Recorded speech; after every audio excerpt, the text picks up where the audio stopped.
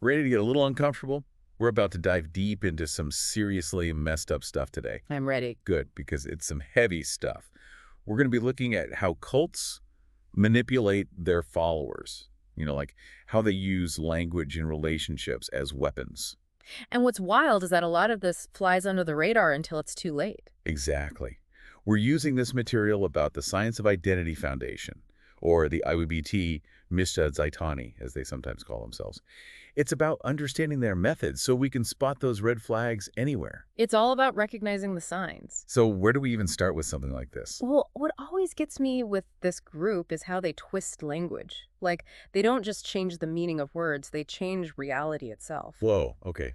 I'm already feeling a little creeped out. Yeah, it's like they build this whole vocabulary that keeps members off balance, under their control. Okay, that makes sense. So it's about power, right? Totally. Take their concept of criticism, for example. Okay, yeah. In normal life, criticism can be a good thing. Right. Feedback helps you learn and grow.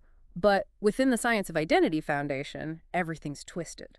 They say they value constructive criticism, but anything that challenges the cult or, well, its leader, Chris Butler, is labeled destructive. So they decide what's good and what's bad. Exactly. And that shuts down dissent before it even starts. Members are too scared to speak up, to question anything, to even think for themselves. I mean, you can see how that messed someone up. It's scary. It really is. And then there's the story of Anshu Das, this guy who was branded with the nickname Puke Man. I read about that. A Bryzygenik, they call him, right? In Polish.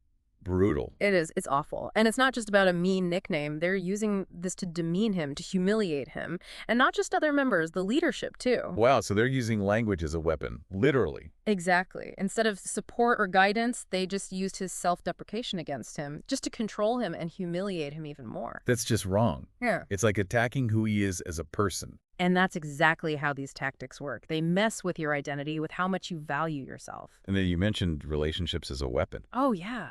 They have this policy of no contact with ex-members, even family in some cases. It's heartbreaking. Absolutely. It's all about isolating people, keeping them away from the outside world. They exploit our need to belong, our need to feel connected. To make you dependent on them. Exactly. So if you step out of line, you risk losing everything. Yeah. Your friends, your community, even your family. And that keeps people trapped. Even if they start to see the cracks, they're terrified to leave. It's a lot of pressure, a lot of fear, and that's how they keep their grip on people. And it plays on something so fundamental, that human need for connection. It's powerful stuff. Definitely. I mean, the more we talk about this, the more I can see how anyone could get pulled in, how anyone could fall for this. Like, it makes you question everything. Yeah, you start to doubt yourself, you lose your sense of what's right, and that's exactly what they want. They want you to depend on them for everything. To think for you. Exactly. So you become easier to control.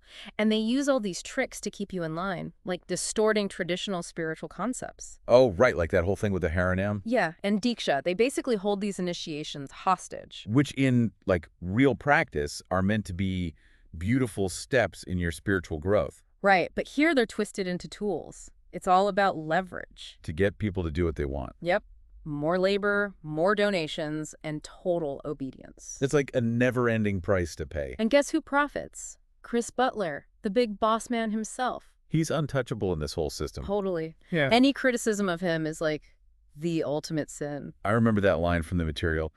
Because Chris Butler, a.k.a. Sidiswara, said so, gives me chills just thinking about it. Yeah, talk about shutting down any dissent. And it just creates this aura of, he's always right. Classic cult leader move. You can't question anything he says. It's messed up. And then there's the whole confession thing. Oh, man. That's a whole other level of messed up. It's about way more than just admitting you did something wrong. It's about controlling your thoughts.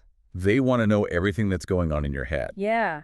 And when you have to confess your deepest, darkest secrets, it makes you doubt yourself even more. You feel like they have total power over you. Exactly. You need their approval for everything. It's a constant reminder that you're being watched and judged. So they're controlling how you behave and how you think. Bingo! They're building their own reality where they control the narrative. And you can't deviate from that narrative. No, or else. And then there's another thing. They completely twist the word bona fide. Oh, right. In traditional Gaudiya Vaishnavism, it means genuine, or authorized. Exactly. But they use it to make themselves seem legit, even though they're so far off from the real deal. It's confusing. You're right. Like they want to make you question your own understanding of your faith. It's all about creating their own warped reality. And that's the danger of this kind of manipulation. You don't even know you're being sucked in until it's too late. And it makes you wonder, like how far does this kind of manipulation go? That's the thing. It's not just limited to these, like, out there groups. These tactics, they can show up anywhere. Seriously. Yeah. Relationships, workplaces, even families. It's all about power and control. So how do we protect ourselves? I mean, out in the real world, it's not always so clear-cut. It's true. But there are some signs, some red flags to watch out for. Like if someone's always making you feel bad about yourself, that's a big one. Look with Anshu Das and the Puke Man thing. Exactly. They want you to feel inadequate. Like you need their approval to be okay. Makes you easier to manipulate. Right. And watch out if someone's trying to control what information you have access to, who you can talk to. It's like they're building a wall around you. Exactly. They want to control your reality, tell you what to think. And if someone demands total obedience, like no questions asked, that's a huge red flag. It's all about control, isn't it? It is. Healthy relationships are built on trust and respect, not fear and control. So trust your gut, right? If something feels off, it probably is. Absolutely. Don't ignore those feelings. Your intuition is a powerful tool. Well, this has been a wild ride. I'm definitely feeling a little more aware now. That's the goal. Knowledge is power. The more you know about these tactics, the better you can protect yourself. And remember, you're not alone. There's help out there. We'll make sure to include some resources in the show notes for anyone who needs them. Listener, we've covered a lot today, but here's the big takeaway. Pay attention. Pay attention to how people treat you, to the dynamics in your relationships. If something feels wrong, it probably is. Trust your gut. And never be afraid to ask questions. Stay curious, stay vigilant, and as always, keep diving deep.